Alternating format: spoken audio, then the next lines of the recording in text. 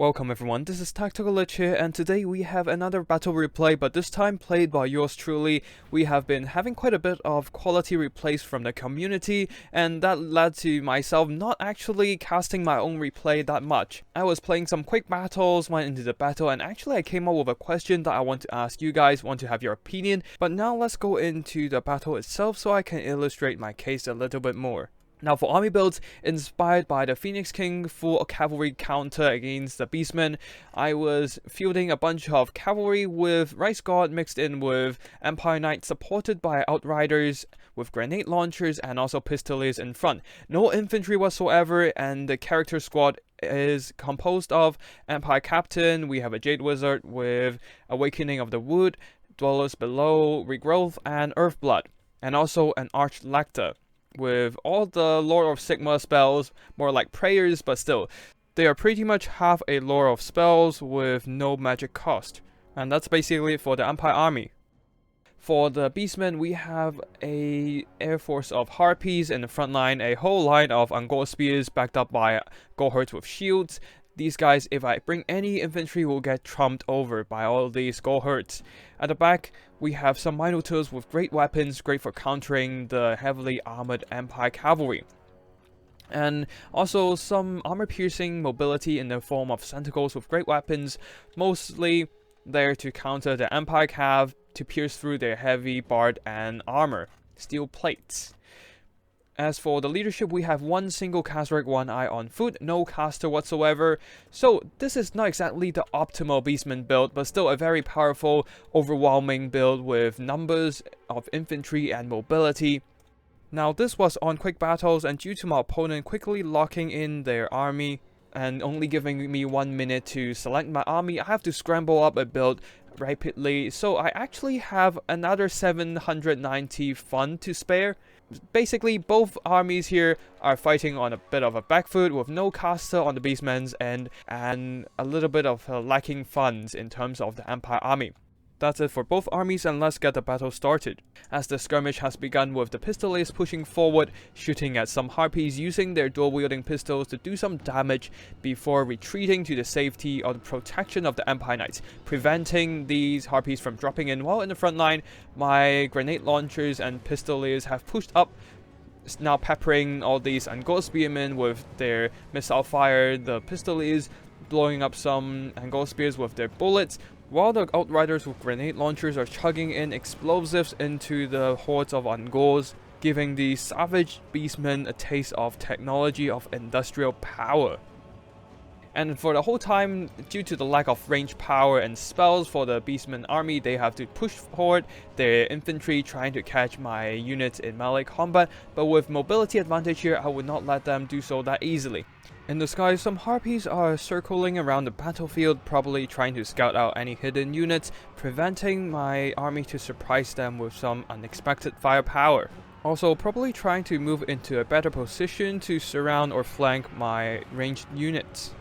Now back to the front line, all these Angor Spears, after eating so many explosions, are now charged down by a combination of double Rice Guard. The Empire elites giving the Beastmen a taste of cold steel. On the flanks, the Beastmen Minotaurs are charging in, trying to catch my Empire Knights and Outriders with grenade launchers. Over here, this one grenade launcher is a little bit surrounded with the infantry pushing in, Minotaurs surrounding them, and also Centigors coming in from all fronts. Now they're pinned down in melee combat as the Empire Knights are trying their best to fight off all these Centigors and Minotaurs. Now Minotaurs charging in, normally they would do great against the Empire Cavalry, but receiving a charge in the back, their 35 armor is not enough to protect them against the Empire Knights charge bonus. Although some more Minotaurs will be flooding in, recharging all these Empire Knights. They are protected by a bit of a Shield of Faith, 20% damage resistance, but they will still get chopped apart by the combination of great axes on these Minotaurs and the smaller axes of these Gohurts, bogging them down in melee combat. Now, with the Empire Knights pinning in all these Centigors in melee combat, the Pistoliers and grenade launchers were able to do some massive damage to the Centigors.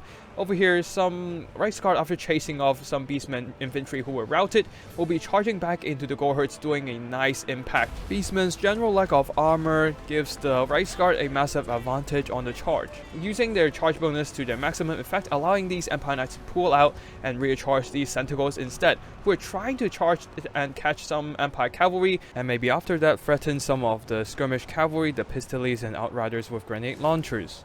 On the far flanks, we have some Pistoliers skirmishing around, shooting up some Minotaurs, and also skirmishing all the way, chasing their foes all the way to the white line. Now in the center, these three characters have been tanking for absolute ages, especially the Archlector, not exactly the most powerful damage dealer, but the heavy armor, powerful melee defense allows them to hold in combat even against the most threatening of foes. Even against the mighty Cavalry One Eye and a crap ton of Beastmen infantry, the Archlector is still holding. Oh, and the Awakening of the Wood is cast in the middle of this Beastmen blob, exploding all these Gorehordes and Ungorehordes, while the Pistoliers and Outriders were able to retreat and explode some poor Centigors with gunpowder as well. While over here, some regrouped Empire Knights will be charging into the Gorehordes, hoping to drag them down in melee combat, pin them in so that the Outriders can turn around and shoot. Although they will be ignoring the Empire Cavalry and keep pushing forward, and now being targeted by the grenades again, they will be suffering significant casualties alongside some Centigors. In the middle, the characters are still holding, these times some regrouped Empire Knights charging in to support the characters, and they're able to actually fight through all these Minotaurs, doing massive damage to them, routing off once again, leaving only Cavalry One Eye and some battered Beastmen infantry to return. At the back, the Empire Skirmish Cav were kiting the whole time. They have been trying to avoid combat while using as much of their ammo as possible. We have the Pistoliers pulling out away from the Ungor spears, while these Outriders with grenade launchers were able to charge down some of the Beastmen mobility, as some of the Centigors were almost able to catch them, but unfortunately I did not turn off their melee mode, allowing these guys to get caught by the Gorehordes with shields, losing many of them to the savage Beastmen axes. Now let's get a quick overview of the whole battlefield. The Empire does not exactly have the best of balance of power here, with most of the cavalry front line being pushed off, being killed off by a combination of Centigors, Gorehordes, and also Minotaurs, while the Beastmen still have a rather healthy Cavalry One Eye, while my lords are surrounded by Beastmen units without any Empire unit support, taking massive damage in the grind. And now they are being pushed away from melee combat, while my remaining grenade launchers are also on the run due to the casualties suffered against the Gorehordes with shields. These Right Guard will be going in for one last charge into the rear of the Gorehordes, tying them down in melee combat yet again, buying time for my skirmishers, the Pistoliers and Outriders, to sit back and start firing again, doing some massive damage, trying to even the odds here, as most of my characters are actually routed by the Cavalry One Eye right now. Over here, we have the Minotaurs chasing some Pistoliers. This is not going to be a good trade for them, as they do not have any missile block chance, and their low armor means that they will be suffering massive losses to the dual-wielding pistols. Not exactly the most cost-efficient use of Minotaurs. Now at the back, the grenade launchers have rallied from routing. A clutch regroup, as they are now able to sit back and start focusing down all these Gorehordes with shields and Ungorehordes one after the other. Their explosive damage are great at clearing out blobs of infantry. Even in loose formation, the Ungor and Gors are taking massive casualties. On the side, some Right Guard regrouping, but they're extremely beleaguered. They will be pushing forward, but unfortunately with the presence of Gorehordes nearby, their hearts are frightened and will be shattered, pulling out from combat forever. A shameful display, but the rest of the Empire army will fight on, as we have some Pistoliers combined with some regrouped Empire Knights cleaning up some of these Gorehordes. At the back, we have the Pistoliers still kiting away some Minotaurs and the Beastmen infantry, while in the front line, a bit of healing going on between the Empire Captain, Archlector, and Outriders, topping up their HP, pulling back that balance of power a little bit more, as I was using my mobility to clean up the routing units and continuously shooting so that my attack condition can be fulfilled. Although this is on quick battles after all, so it's more of a courtesy than a rule. Now with the other units trying to fulfill the attack order by either skirmishing or charging into melee, Now the grenade launchers are able to turn back and kite, firing into the Gorehurts with shields. They will be easily cleaning up the whole unit with their still plenty ammo remaining.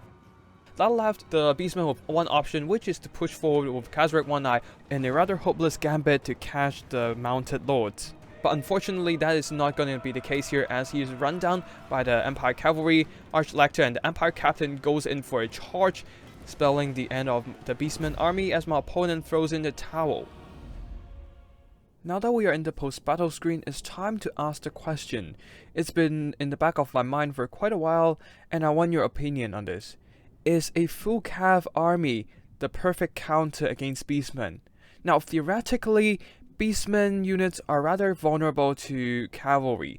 With the lightly armored light infantry mass of their infantry roster, they will receive quite a bit of charge impact from heavy cavalry, including Empire Knights, Reichsguard, and for other rosters, say the Wood Elves, the Wild Riders.